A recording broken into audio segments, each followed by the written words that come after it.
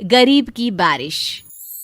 शहर की कच्ची बस्ती में एक गरीब मजदूर कालू रहा करता था। कालू के घर में उसकी पत्नी जानकी थी।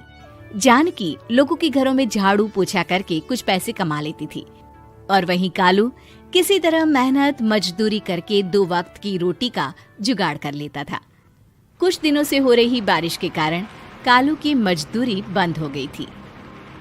अरे जानकी, इस बार तो बरसात ने हद ही कर दी, रुकने का नाम ही नहीं ले रही। कुछ समझ में नहीं आ रहा, अगर इसी तरह काम पर नहीं गया तो 2 वक्त की रोटी का जुगाड़ कैसे होगा। अरे तुम चिंता क्यों करते हो, बारिश का क्या है, 1 आध दिन में रुक जाएगी और उसके बाद में फिर से काम शुरू हो जाएगा। अरे 3 दिन तो हो गए, बरसात तो रुक ही नहीं रही है और आगे भी रुकने के कोई आसार नहीं दिख रहे। तो क्या हुआ, तुम्हारा काम बंद हुआ है ना? मैं तो अभी भी लोगों के घर झाड़ू पोछा करने जाती ही हूँ। मेरे पगार से कुछ दिन तो निकल ही जाएंगे। अरे घर का खर्चा तो हम किसी तरह चला लेंगे जानकी, लेकिन ये जो छत टपक रही है इसका क्या करेंगे? ये बात तो आपकी सही है। हमारी झोपड़ी अब काफी पुरानी हो चुकी है और इसके छप्पर में भी कई सारे छेद हो गए हैं। रात भर पानी टपकता रहता है। अरे मैं भी इसी बात से बहुत परेशान रहता हूँ। कहीं किसी दिन ज्यादा बारिश आ गई तो हमारी झोपड़ी टूटकर बिखर ना जाए। राम राम राम, ऐसी अशुभ बातें क्यों करते हो?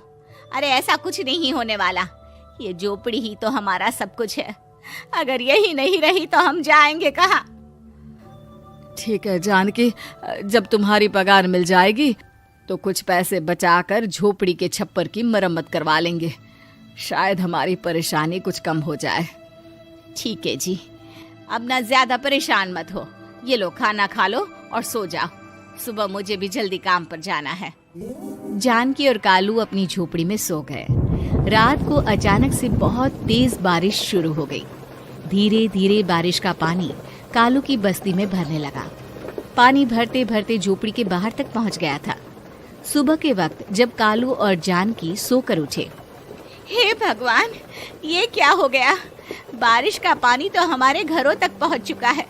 अब मैं काम पर कैसे जाऊंगी? रहने दो जानकी, तुम आज काम पर मत जाओ। ऐसे पानी से निकल कर जाओगी और बीमार पड़ गई तो लेने के देने पड़ जाएंगे। लेकिन अगर नहीं गई तो मालकिन लोग नाराज हो जाएंगे। आप जानते हैं ना, बड़ी मुश्किल से 1 दिन की छुट्टी भी नहीं देती है। अरे लेकिन जानकी, झोपड़ी के बाहर तो पूरी बस्ती में पानी भरा है, तुम जाओगी कैसे? जानकी जैसे तैसे करके काम पर चली जाती है, लेकिन अगले दिन फिर से बहुत ज्यादा बारिश होती है और बस्ती में ज्यादा पानी भर जाता है। आज तो मैं तुम्हें किसी भी तरह काम पर नहीं जाने दूंगा। अरे अगर तुम्हें कुछ हो गया तो क्या होगा? ठीक है, तुम ठीक ही कहते हो, आज नहीं जाती। अगर मालकिन नाराज हो गई तो मना लूंगी किसी तरह। अरे मनाने वाली क्या बात है? जब तुम बताओगी कि हमारी झोपड़ी में पानी भर गया है तो वो खुद ही समझ जाएंगे ना। अगले 2 दिन तक तेज बारिश होने की वजह से जानकी, कालू और आसपास की बस्ती में रहने वाले सभी लोगों के घरों में पानी भर जाता है, जिसकी वजह से जानकी काम पर नहीं जा पाती। और 3 दिन के बाद जैसे ही जानकी काम पर पहुंचती है, कहाँ थी तुम? पिछले 3 दिनों से काम पर क्यों नहीं आई? मेम साहब, क्या बताऊं, इतनी ज्यादा बारिश हो रही थी, हमारी पूरी बस्ती में पानी भर गया है और उससे भी ज्यादा तो मेरी झोपड़ी के अंदर पानी भर गया। आप ही बताइए कैसे आती मैं? इसका मतलब ये हुआ कि बारिश होगी तो तुम काम पर नहीं आओगी? ना ना, मेरे कहने का ये मतलब नहीं था मेम साहब। तुम जानती भी हो 3 दिन से कितनी परेशानी हो रही है मुझे। सारा काम मुझे खुद करना पड़ा। माफ कर दीजिए मालकिन जी, पर मैं क्या करती, आने के लिए रास्ता ही नहीं था, सब जगह पानी भरा हुआ था। बहाने तो तुझे बहुत बनाने आते हैं। जानकी देख, अगर अगली बार ऐसा किया ना तो फिर काम से हमेशा के लिए छुट्टी। अरे ना ना मालकिन, ऐसा मत कीजिए। बारिश की वजह से मेरे पति की मजदूरी भी छूट गई है। बड़ी मुश्किल से घर में 2 वक्त खाने की रोटी का जुगाड़ हो पाता है।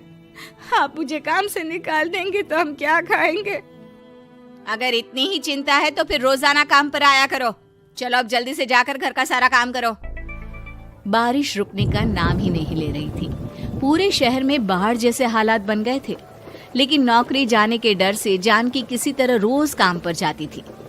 एक दिन जब जानकी काम करके अपने घर लौट आई तो अचानक उसकी बस्ती में कुछ लोगों का शोर सुनाई दिया। अरे लगता है बाहर कुछ हुआ है, मैं जाकर देखता हूँ। हाँ हाँ, पता तो कीजिए, ये बस्ती में लोग इतना शोर क्यों कर रहे हैं। बाहर जाकर कालू ने एक आदमी से पूछा, अरे क्या हुआ भाई, इतना शोर क्यों मचा रहा है? अरे क्या बताए भैया, अपनी बस्ती के बाहर एक पुल टूट गया है और वहाँ पर एक कार फंसी है। थोड़ी देर में अगर किसी ने नहीं बचाया ना तो वो कार पानी में बह जाएगी। हाँ? ये क्या कह रहे हो भैया, कार के अंदर कोई है क्या? हाँ, कोई औरत बैठी है, अकेली है, बहुत रो रही है बेचारी, मदद के लिए बुला रही है। अरे तो हमें जाकर उनकी मदद करनी चाहिए ना। अरे लेकिन इसमें बहुत खतरा है, हमें अपने आप को बचाना चाहिए। पानी कभी भी हमारी बस्ती की तरफ आ सकता है। अरे तुम्हें नहीं चलना तो मत चलो, लेकिन मैं तो जाकर उस औरत की मदद जरूर करूंगा। कालू उस जगह पर पहुंचता है जहां वो औरत कार में फंसी हुई थी। वहां पर पानी का बहाव बहुत तेज था और सारा पानी कालू की बस्ती की तरफ ही आ रहा था। कालू ने एक बड़ी सी रस्सी को पेड़ से बांध दिया और दूसरे सिरे को कार की तरफ फेंक दिया और उस औरत को रस्सी के सहारे बाहर आने के लिए कहा। तभी वहां जानकी भी दौड़ती हुई आई।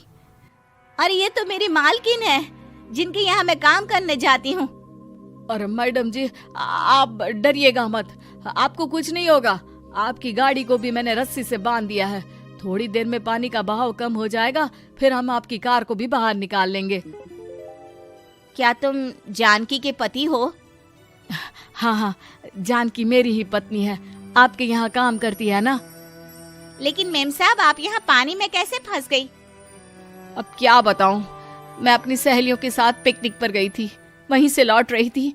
अचानक पानी का बहाव तेज हो गया और मेरी गाड़ी फंस गई।